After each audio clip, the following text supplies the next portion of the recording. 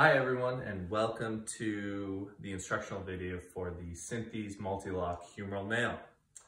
To do this procedure, you will need two pans. You will need your Multiloc instrument pan, which has 3 levels, and then you will also need your Synthes Multiloc screw caddy. So to begin the operation, you will need to grab a 2.5 millimeter guide wire. The surgeon will use this to create their starting position, or to find their starting position on the humerus and drive it in by power. At that point, you need to select your opening reamer. So there are 2 opening reamers in this set. You'll notice this one has a gold band. It is a bit of a wider diameter, being 11.5 millimeters, whereas this one, which is silver the whole way, is 10 millimeters. For most cases, you're always going to use the silver opening reamer. You will only ever use the gold band when you're using a short proximal 9.5 millimeter Multiloc nail. So for most purposes, it will be the silver opening reamer. So you can load that up on power and you can put it up through the tissue protector if desired. And this assembly will slide over the guide wire and create the 10 millimeter proximal hole in the humerus. At this point, the surgeon will decide whether or not they're going to ream the humerus.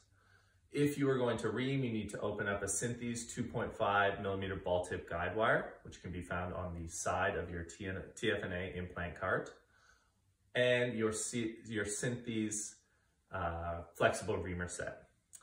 So begin reaming at your 8.5, ream up sequentially until the desired width is reached. At that point, you will have the diameter of your nail, which would be 1.5 millimeters less than what you reamed to. The next thing you have to do is decide on the length of your nail. So to do this, there's a couple different ways. You can either use the 2-part measuring stick in your reaming set, or you can open up another ball tip guide wire, place the distal tip on the proximal portion of the humerus, and measure the difference between your 2 wires. That will be the length of your nail. So once the nail has been selected, you need to open the implant. A couple things to confirm on the implant is the first number. This one is 7 millimeters, that's your diameter. The second number, this is 300 millimeters, that's your length. So you wanna make sure the length and diameter are what you reamed to and what you measured. And then also that it's right and left specific, so make sure you are opening the correct side. Once the nail has been opened, it is time to insert it onto the jig. So for today's purposes, we are using a right-sided nail. So you need 2 pieces to connect the nail. You need this silver aiming arm and this connecting screw. You can drop the connecting screw into the top of your silver arm, and you can grab your nail, push it on to the bottom here, and it can only connect in one orientation. If it's sitting perfectly flush and you've screwed this down, you can be assured that it is connected straight.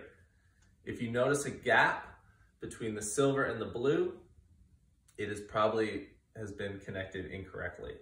So it can only go on one way. So just keep trying until you get it flush. The next task is to insert your radiolucent aiming arm. This will help aim our screws percutaneously. So this aiming arm has 2 sides, one that says left, one that says right. So you need to make sure that you are loading it correctly for the correct side of the patient. How you do this is we have a right nail. So for today's purposes, let's say the patient we're doing the right humerus. You would push the radiolucent aiming arm on and make sure that the word right is facing out. So if you were to load this up with the left side, left would be facing out, that would be incorrect. So make sure you have confirmed that it's the right side by having the correct side being faced out. Once that has been achieved, you take your black knob, you put it in the middle of the 3 holes, and you screw it in.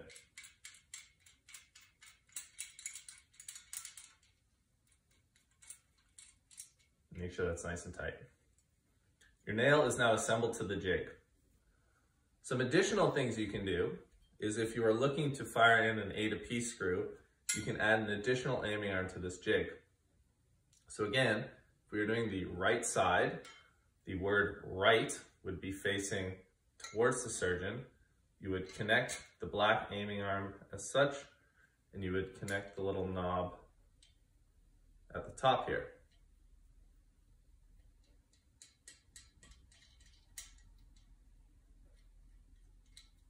This will give the surgeon the option to use an A to P screw if that's desired. If not, remove the secondary aiming arm. So at this point, the nail can be handed up. This nail can either pass over the 2.5mm ball tip guide wire, or it can be inserted without a guide wire if reaming was not done. So the next part is putting in our screws. So if we're doing a long nail, which is this, you can use the jig to aim your 4.5mm gold proximal screws. In order to do this, you need to create your triple sleeve. Everything that is associated with these gold 4.5mm screws has an orange line on it. So the triple sleeve has an orange line on the trocar, on the drill sleeve, and on the largest sleeve. The holes at which this assembly will fit through are also highlighted by an orange band. So this will go through any of the orange bands and will line up with one of the proximal holes in the nail.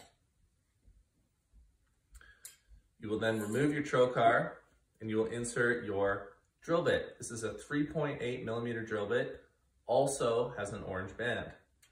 You'll pass the drill bit through the assembly and through the nail, and you can either measure directly off the drill bit for your screw length, or you can drill through and use your depth gauge.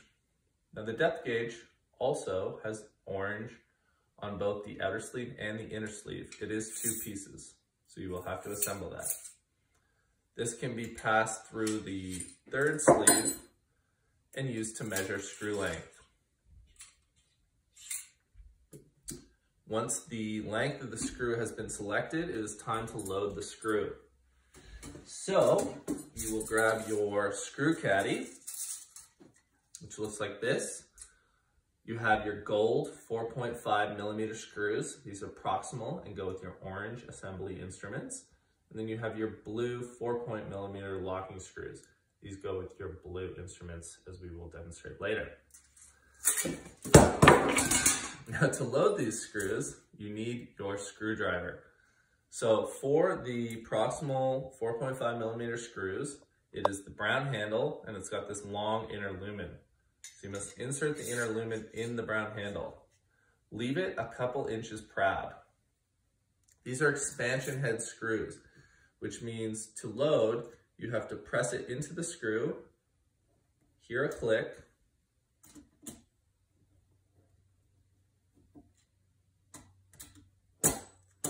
hear that click, and then press down the top, and that will expand and hold the screw onto the screwdriver. Make sure it is in line with the screwdriver shaft. That's how you can ensure it is on there tightly. To remove the screw, you would pull up on this and wiggle that out. So again, have the inner lumen proud, insert the ball into the screwdriver or into the screw head, hear the click, press that down, your screw is loaded. Pull that up to dislodge it from the screw. So after you've inserted the desired amount of proximal screws, at that point the jig is no longer necessary. So you can remove the jig by twisting off the knob and then disconnect it from the nail by disconnecting the connecting screw. At this point, the nail will obviously still be in the humerus, but you need to drill for these distal screws. So in order to do that, you need your short 3.2 drill bit. You'll notice that has a blue band on it. There is no aiming for this, so you will have to use perfect circles. So get your perfect circles on the x-ray, drill your hole, measure using the 2-piece blue depth gauge to measure for the length of the screw. Once the desired screw is chosen, grab your blue T25 driver for your blue 4.0 screw and insert the screw into the nail. At that point, you will continue this process until you've put in the desired number of distal screws. And that is about all that there is for the procedure. Thanks.